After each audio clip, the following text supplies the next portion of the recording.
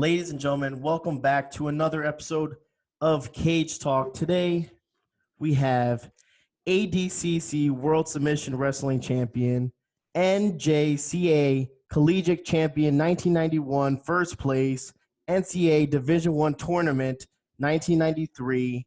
We have U.S. University Freestyle Champion 1992 and 1994 coming in first place.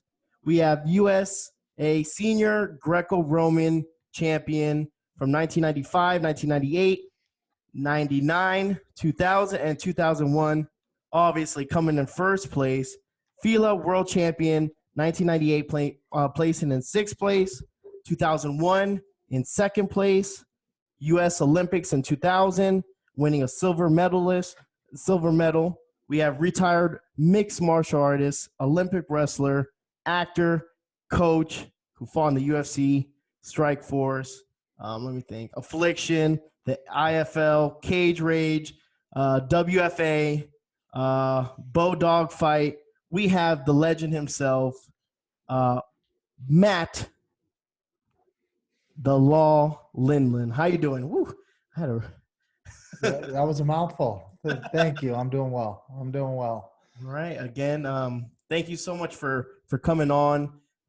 Big fan.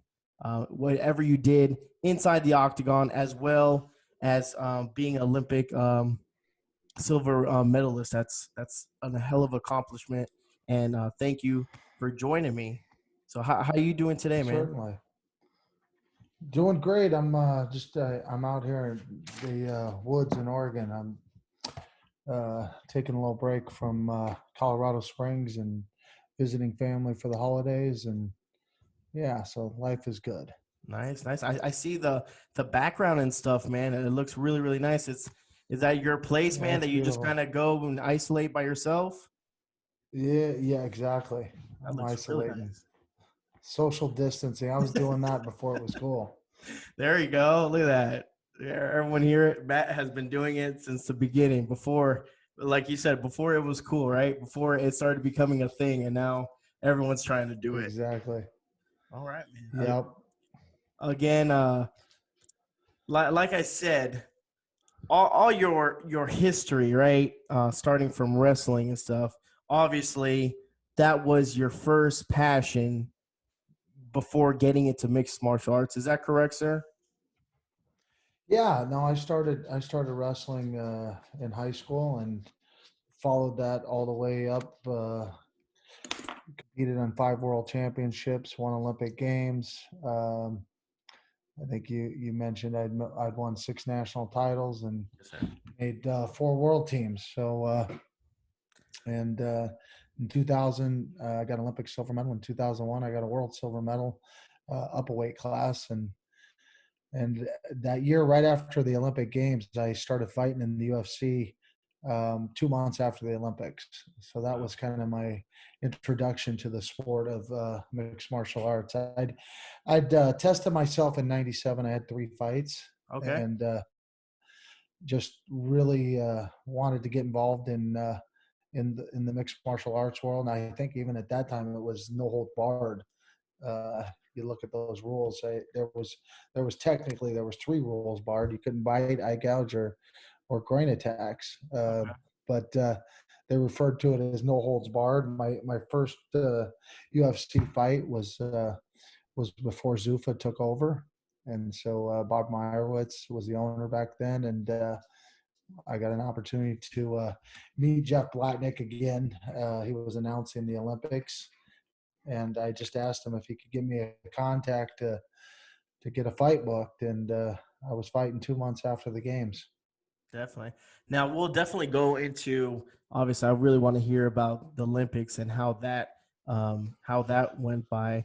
But talking about UFC, like you said before, it got bought out by SUFA.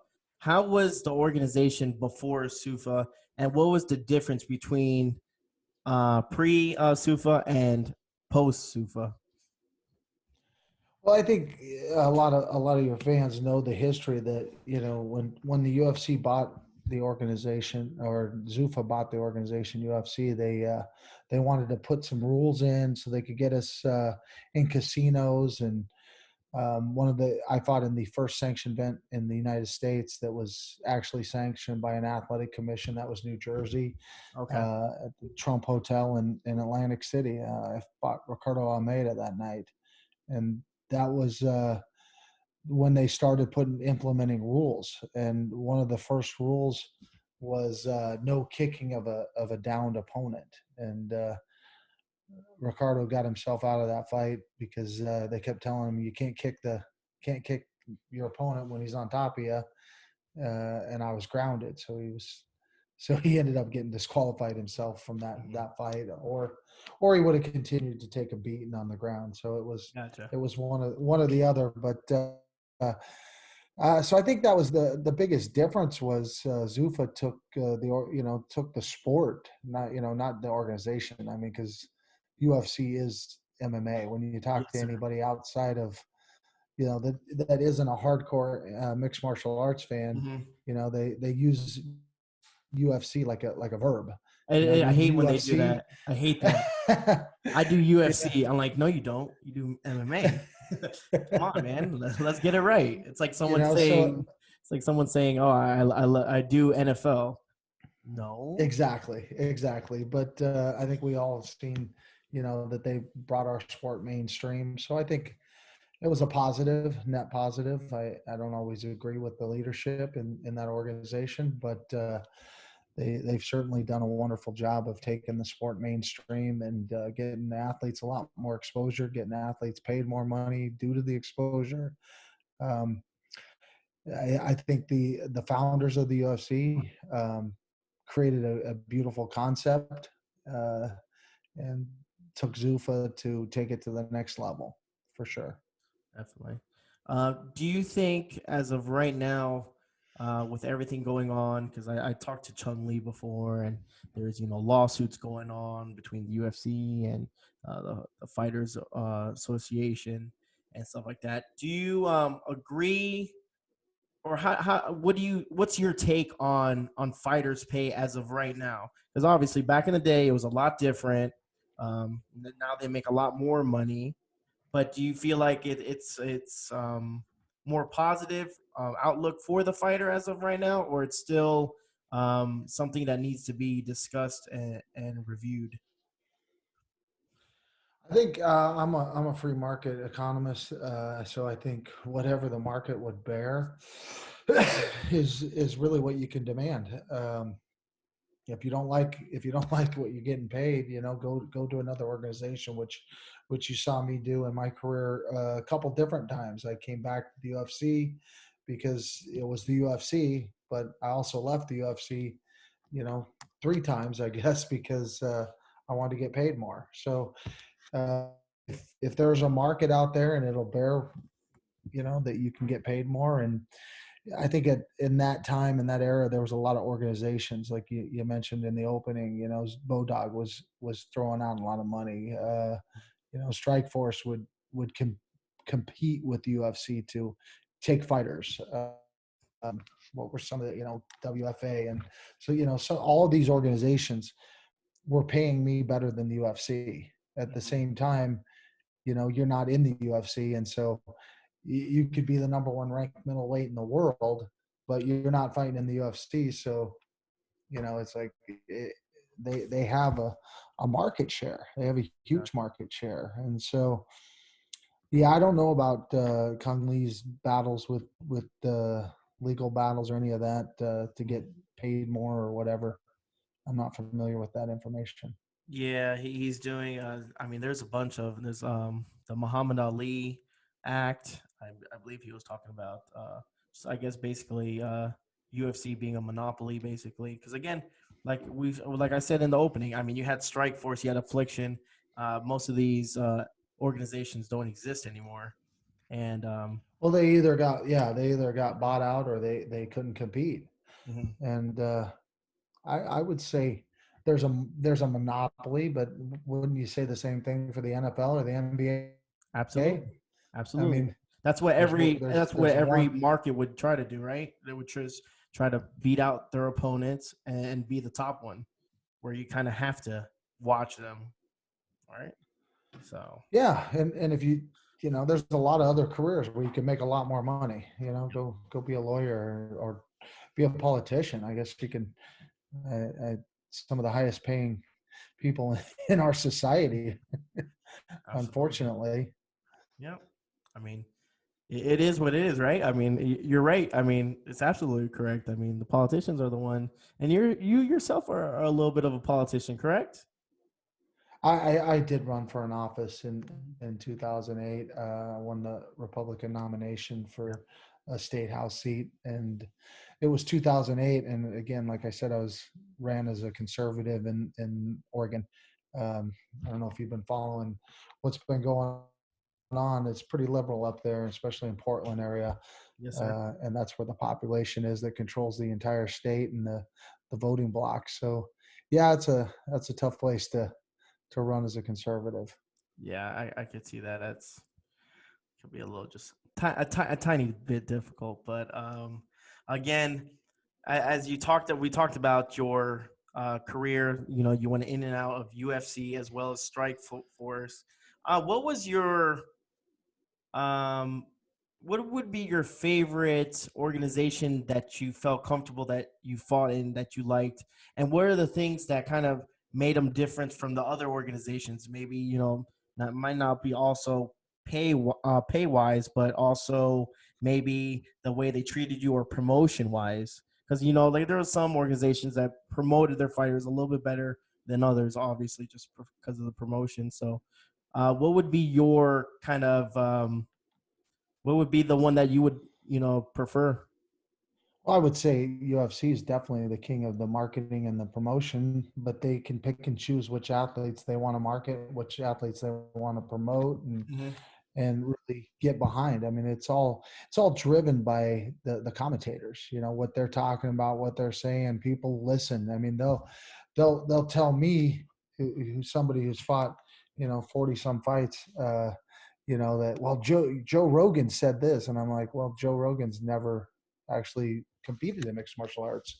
Mm-hmm. He's a comedian. He's not a coach or a professional athlete in that sport. So, but he has the platform and he has the microphone. So all of a sudden he's the authority. Yeah. And that's how the world works. It's who can get their message out there the best. And there's nobody that can get their message out there better than the UFC and their promotion and their marketing. So as far as that side of things, Mm-hmm. there's nobody that comes close. Okay, yeah. And the funny thing that you talked about the Joe Rogan thing, because I had Marcus Davis on, and he was talking to me about his Dan Hardy fight and how, I mean, I went to the decision, and then Dan Hardy ended up beating him. But he was saying, he's like, just look at that fight, and he goes, just mute it, because Joe Rogan's buddy Eddie Bravo coached Dan Hardy for that. He did jiu-jitsu with him in that. So he's like everything that Joe Rogan was saying in that fight was all look at Dan Hardy this, look how Dan Hardy's doing that. He's like he never gave him any credit to Marcus for anything. And I'm not saying I'm siding with Marcus or I'm siding with Joe Rogan, but what you kind of put into you kind of shined the light on it was like hey you know how they promote their fighters or who you know how the UFC looks and how Certainly. And Goldie and Joe scream loud enough that, not only all the judges can hear, but half the fans in the audience can hear when they're commentating, oh, look at that shot. He nailed him, like, really? I didn't see it land, so they can sell that. They can promote it. They can market it. They can push an agenda. They can push their own athlete. It's psyops. I mean, it's the same thing we're seeing, you know, right now in the media. I mean, it's yes sir just controlling your mind. You message something enough times, like, Matt Lindland, he's effective, but he's not exciting. It's like, I'm pretty exciting. I finished most of my opponents, in my opinion, but that's how you want to sell your product. It's difficult sometimes, but you're absolutely right. The messaging from there, I can think of a fight where same thing happened in a fight where I coached BJ Penn against George St. Pierre, and I felt like he won that fight, but the whole time you could hear the commentators talking about, well, he's controlling the position, he's pushing BJ up against the fence, and BJ was using the fence to keep his balance and doing way more damage with his back against the fence than George St. Pierre was doing, pushing BJ Penn up against the fence. But that was something we talked about in our fight strategy planning was, referees and judges look at who's controlling. If your back's against the cage or your back's against the canvas, in their mind, you're losing the fight. Even though we know you're an incredible jiu-jitsu player and you've finished opponents off your back, if this thing doesn't go to a finish and your back's on the mat or your back's on the cage, the officials and the referees and the judges, they're going to give the top guy the benefit of the doubt because they're not as experienced and knowledgeable of what you're doing damage-wise. So, and that was correct me if I'm wrong, that was the second BJ and GSP fight, correct? Yeah, so that's the one with yeah, that was a really good fight. Went to a split decision. Yep, it went to a split decision. Now, like when you were saying, you're saying you game plan that, right? You game plan being on the fence or on the floor. How do you, in your opinion, how do we fix that? How do we fix the judging in MMA? Because we've seen some bouts that have completely gone the other way. I mean, recent years, right now I can't think of any off the top of my head, but what is it? Are they not understanding the ground game? They're not understanding the clinch game, like you were saying. Just because you have someone on the top, on the the fence the whole time, doesn't mean that he's winning. But apparently, to a judge, he could be. So, what would be your, I guess, like your opinion on that? Well, I think every one of those officials and judges have some kind of bias, whether it's boxing or jiu-jitsu or wherever they come from. Their bias will affect that. So I think it really comes down to educating your officials. You mentioned Chris Lieben in the opening, and that's an athlete who knows the sport really well, and he's gotten involved in officiating. He's becoming one of the top officials, I think, down in the state of California, which is a pretty big state, as far as population wise goes. And so I think, seeing Chris Lieben getting out there and officiating, he's going to have a better perspective than somebody who's never competed in martial arts, or specifically mixed martial arts, which is, the sport we're talking about. It's not boxing and it's not a jiu-jitsu fight. It's a combination. It's a hybrid. It's its own sport. And so I think you just got to continue to educate your officials and your judges. I know Big John has some courses and they go through. I just think constant education is, staying up on the latest techniques and tactics and strategies is critical for these officials to get better, and they got to want to get better. Yes, sir. And so I think that's your answer there. Yeah, I had when I was talking to Chris, I actually had Frank Trigg, who is also a former fighter, who is also a ref now. They were just saying how, I think it was Chris Lehman. He was like, the test, the John McCarthy course, and I think Herb Dean course. It's extremely hard. It's extremely difficult. He's like, not everyone. He's like, there was a majority of us that came in. I mean, he passed, but there was a good portion that actually failed it because it's different. It's very, very hard.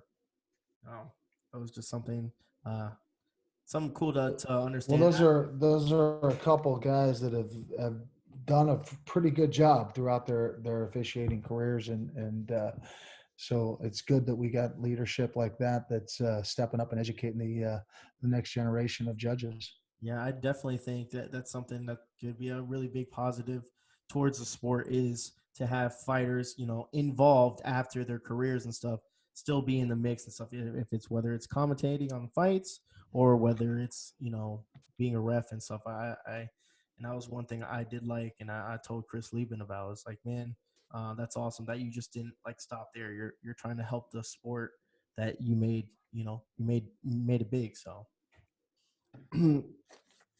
talking about your career, man. I wanted to bring this. I know it's kind of left field and stuff, and I kind of go all over the place, but I really want to know about the Olympics and that, just the whole process of getting into the Olympics. I mean, just talk your way through, man, because that's really cool. And again, I'm never going to be in the Olympics. So talking to someone who's actually, was in the Olympics, it's an honor. So go ahead, man.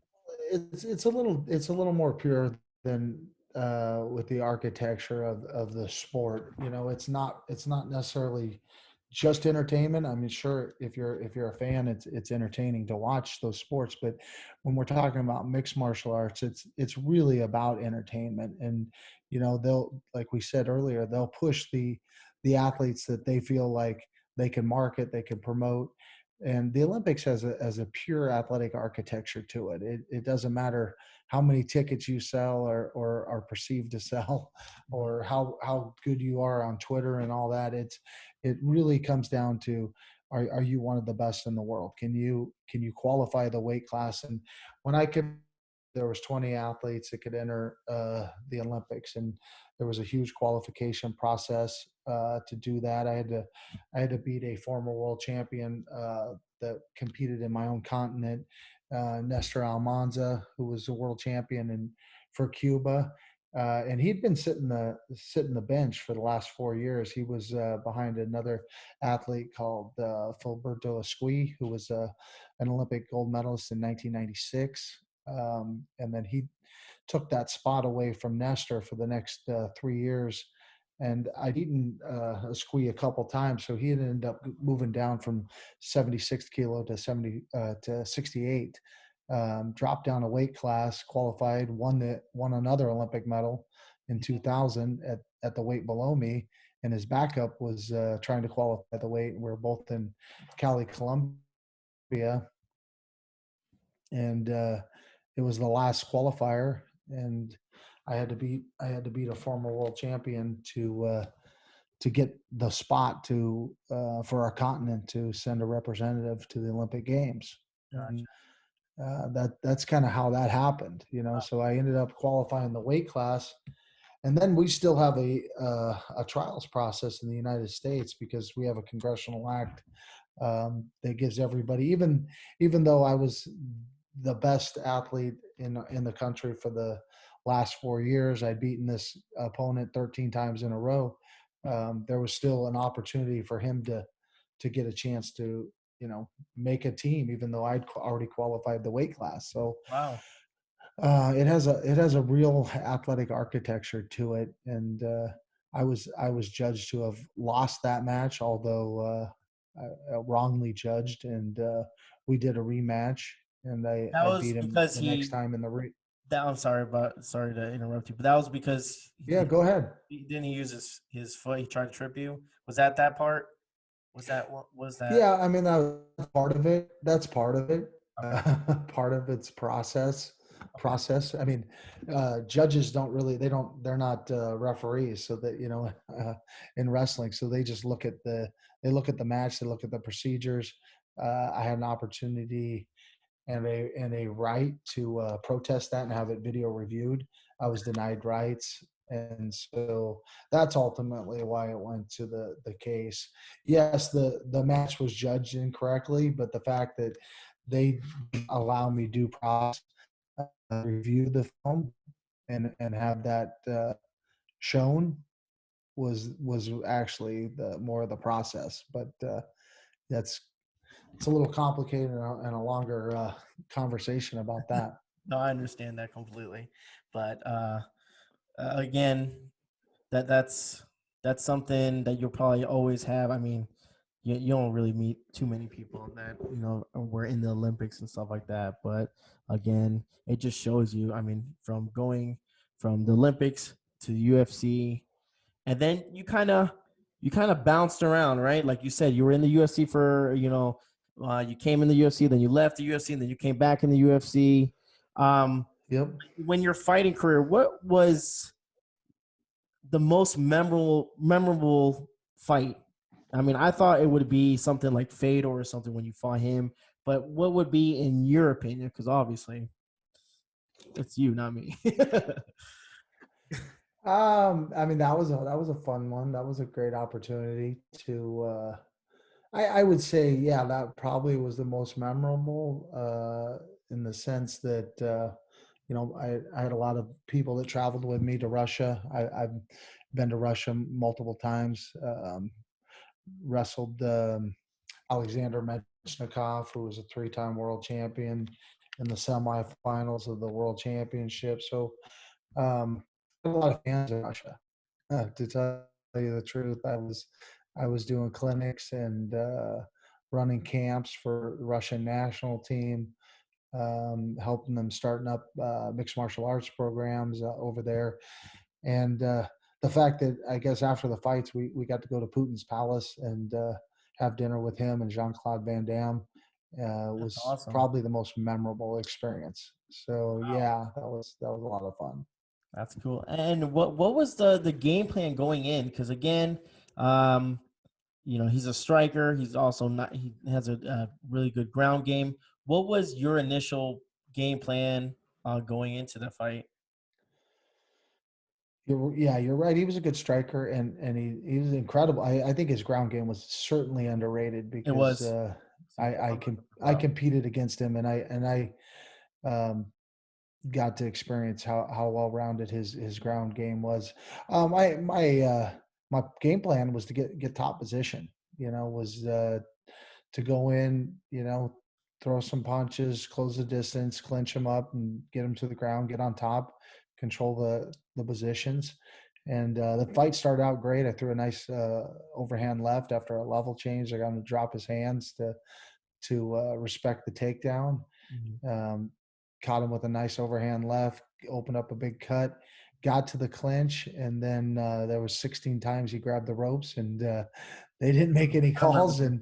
And so when we did go down to the ground, it wasn't necessarily on my terms. I got a little frustrated because they wouldn't make that call after they'd warned him. They'd slapped his hands, then he'd hooked it with his elbows, then he'd reach again.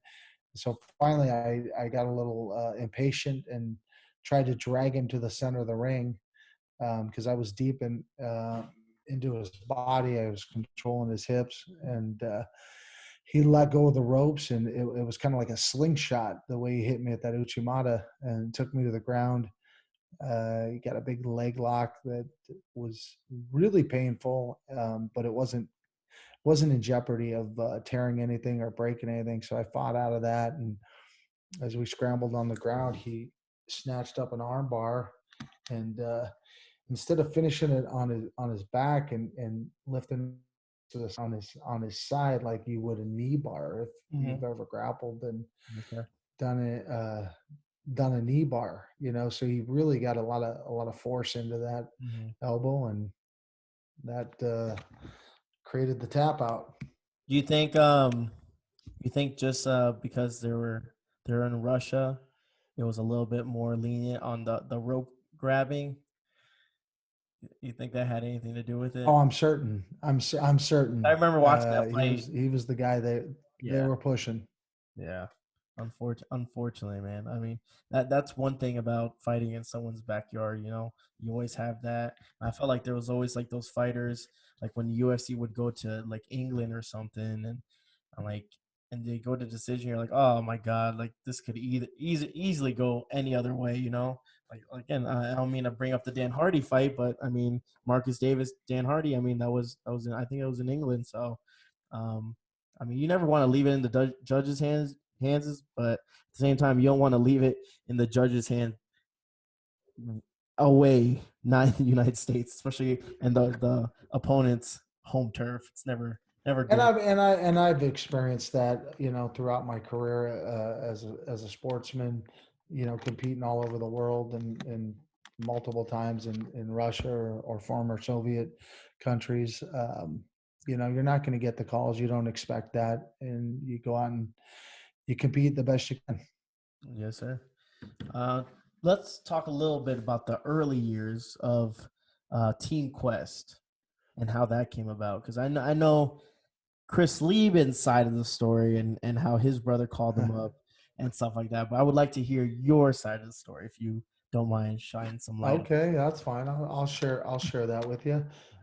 Yeah, after like I said, after the Olympics, I'd moved back to my hometown of Oregon there, and started a business after the Olympics. We were selling cars, and it. Yeah. Chris Lieben's brother came and sold cars for us, and and in the back of my car lot, I had some mats, and Randy and I were training back there, and Shale and so was living in California. He'd come up and train with us occasionally, do some camps when he had fights coming up. But mostly it was, a lot of us guys from the Portland area, and Chael Sonnen was in that group. And I mean, there's a lot of great names. I mean, Ed Herman, who's still fighting in the UFC now. This guy's got one of the longest careers of anybody I've ever known. Yeah, Super durable athlete. Chris Lieben. I mean, that group of guys was just phenomenal to train with. We had a lot of southpaws in the room. It's interesting. I didn't do better against southpaw fighters. I lost to guys like Robbie Lawler and Vitor, who was a southpaw. David Terrell. So three of my biggest losses were against southpaws, and you would have thought I would have today. figured out that riddle, because Chris and Chael are both southpaws, No, and we were training partners for forever. Evan Tanner moved out to Portland to be a part of that. Nate Corey, was living in Oregon there, and so all these guys just started matriculating over to our gym. But when you start putting together, guys like that, really creates a great training environment. definitely. So And it that was that was kind of our early. was it something that you were initially wanting to do was to build up a team, or again, was it just something that you guys did for fun and you guys were just needing to practice, like you and Randy or something like that, and then people just started trickling in? How did that work out? Yeah, it happened pretty organically, to tell you the truth. Like I mentioned, we both sat down in the back of the garage there in the car lot, and Randy and Shale and I were training. Dan was coming up occasionally, and guys like Chris Lieben start popping in, said, "I want to do this," and that tough guys, just tough guys, from the streets there in Portland.